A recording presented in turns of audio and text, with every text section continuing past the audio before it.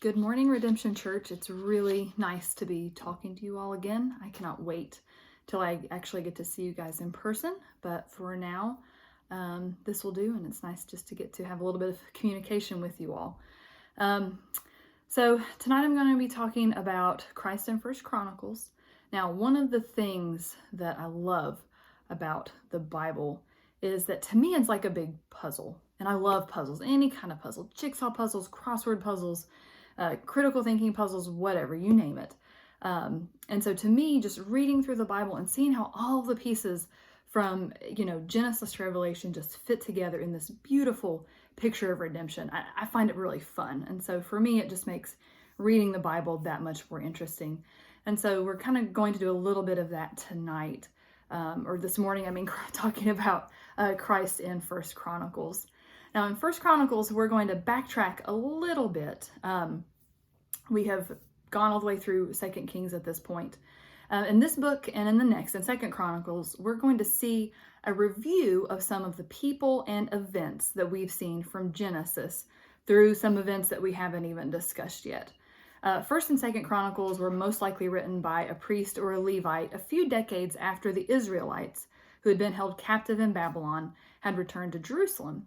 They're essentially a compilation of genealogies and select historical events that place focus on the significance and continuation of the Davidic covenant.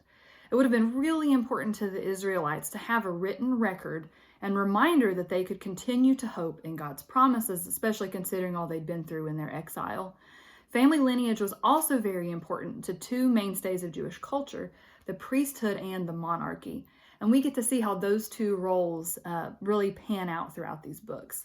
The Israelites could see through these annals that the Davidic line was continuing and that God would eventually provide a Messiah to rescue them and establish his kingdom forever through the line of Judah and their beloved King David.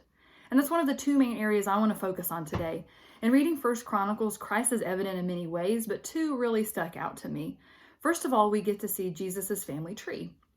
And the second point that I want to discuss is a passage that's kind of easy to blow off or just kind of skim over really quickly, but I think it has a unique connection to Jesus and his role in fulfilling God's promises and the prophecies about Jesus.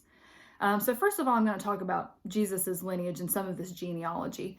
Now, I know most of us, and myself included, see these giant lists of names, most of which we can't pronounce because of our lazy English tongues, and we just skim them, or we read them as quickly as we can, or we just skip over them entirely. But God has these names put in the Bible for a reason.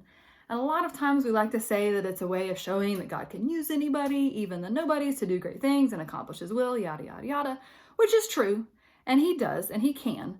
But I think in this context, we have another very good reason for seeing the genealogical lines we do here. As I already said, these first few chapters of First Chronicles give us what will be revealed later, we'll see, as Jesus's family line. We're seeing the physical manifestations, in essence, the people of God's promise of a Messiah. We'll see a lot of these names repeated in Matthew chapter 1, where we see how the promises God made to Abraham, Jacob, Judah, and David, that promise to continue their lines forever and that their families would produce the rescuer, the Savior, how these are fulfilled in Jesus's earthly family. So in the first chapter of First Chronicles, we start with the genealogy from Adam through Abraham and Jacob. And then we go through into chapter 2, going through the lineage of Jacob's son Judah. And then through chapter 3, we see the lineage of King David. Now, these men were all promised that it would be through their family line that God's kingdom would be established forever. This promise is explicitly repeated in chapter 17 of First Chronicles. And that and kind of the surrounding chapters are essentially a retelling, almost word for word, of 2 Samuel chapter 7, which Colin Kennedy introduced to us a couple of weeks ago. Now, as we continue, we see the families of Israel listed through the exile itself, through to a few decades after their return to Israel. And even though the monarchy at this time, upon their return from exile, the monarchy as a political institution sort of stopped functioning as such with the fall of Jerusalem to Babylon, as Pastor Paul kind of explained last week in 2 Kings.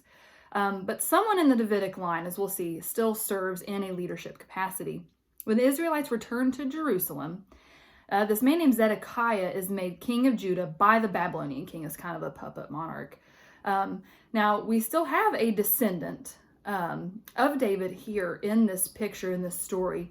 The man who should have been king, the rightful king, was a man named Jeconiah, also known as Jehoiakim. He would have been the rightful king, but he was so evil that his family line was actually cursed. We see that in Jeremiah chapter 22, if you want to look that up. But anyways, despite this man being so evil, and despite him kind of losing some of his privilege as king of Jerusalem, we see one of his descendants step up, a man who did love God, a man named Zerubbabel. And Zerubbabel, we see, takes initiative along with some of the Levites to start rebuilding the temple, rebuilding God's house. So we can see that even through all of this, even through all of the sin and all of the bad stuff that the Israelites have been through, God has still set one of David's family members over his house. He's going to oversee the rebuilding of the temple. Again, this is just an echo of that promise that God made to David in chapter 17. Now, if you want to see the rest of this genealogy, kind of continue on past these books through Jesus, then all you have to do is look in Matthew chapter 1. Matthew, when writing his account of Jesus' life and ministry, knew he was going to be writing to an audience of Jews. And he knew how important family lineage was to them. By starting his account of Christ's life with Jesus' family tree, he is practically establishing Jesus' legitimate legal claim to the throne of David. And the Israelites of his time would have known exactly what that meant. If Jesus was the heir to David's throne, then Jesus would have to be the Messiah, the one whose throne shall be established forever, that again we see in the covenant that God makes with David in chapter 17. And that's just amazing to me that through all of this history, from the creation through the history of the nation of Israel, that God had been promising that the rescuer, the Messiah, would come in a certain way through a certain group of people. And he pulled that off. But of course he could. And of course he would, because he's God and he can do that. And God keeps his promises. And again, this is just part of that puzzle that I was talking about. It's just so awesome to see how the Bible is connected like this. So we've kind of discussed how 1 Chronicles shows us how God's promises through and with the use of mere men have been fulfilled, and that God uses whom he said he would to provide a Messiah. But now we're going to kind of move on to the second part of what I wanted to discuss. What would the Messiah do? What would be his job or his role or his function once he arrived? And obviously we have a lot of passages throughout the Old Testament, starting in Genesis, that point to, all the different things Jesus would do. He would make his enemies his footstool. He would suffer and die to save his people. He would establish God's kingdom forever. He would rescue God's people, etc. But I also think we get a little glimpse or a shadow of that in 1 Chronicles chapter 9, verses 22 through 23. So I'm going to change direction a little bit right now, but I'm going to bring it back around, okay? So just hang with me. So to back up a little bit, the descendants of Levi, one of Jacob's sons, were specifically appointed by God to serve as priests and to serve in the tabernacle first, and then in the temple once that was built. And we see this in Numbers chapter 3. Now, each family within the tribe of Levi was also assigned different duties with regards to the tabernacle or temple and the sacrificial covenantal system established through Moses. Whichever family within that tribe a person was born into, that would determine their role within that service. Some families were assigned the roles of musicians or taking care of and preparing all of the items within the temple or the tabernacle, guarding, protecting. Some of them were priests that, had to offer the sacrifices and intervene for the people.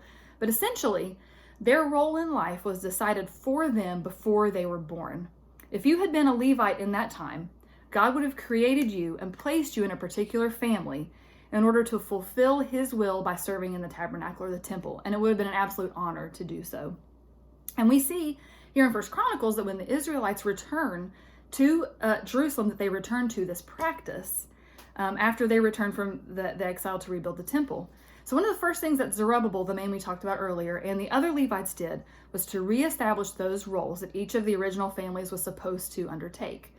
David had also, during his reign, had assigned certain families to guard certain gates within Jerusalem, not just within the temple, when that city was built and when those walls were built. And these families also had these duties returned to them.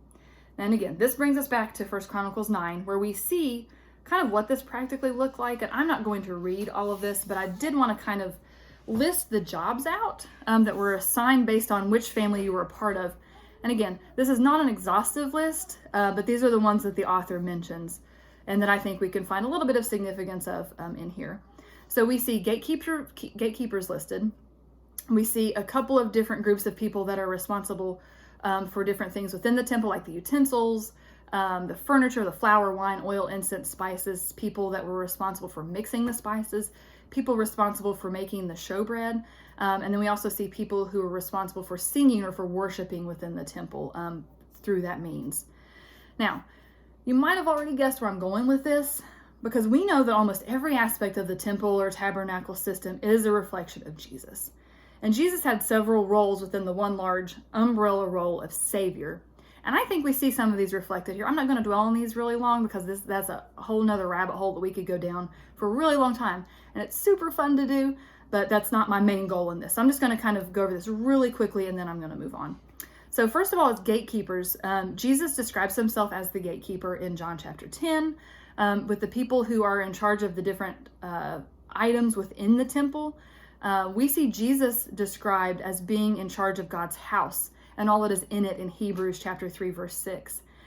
With the people who are responsible for making the showbread.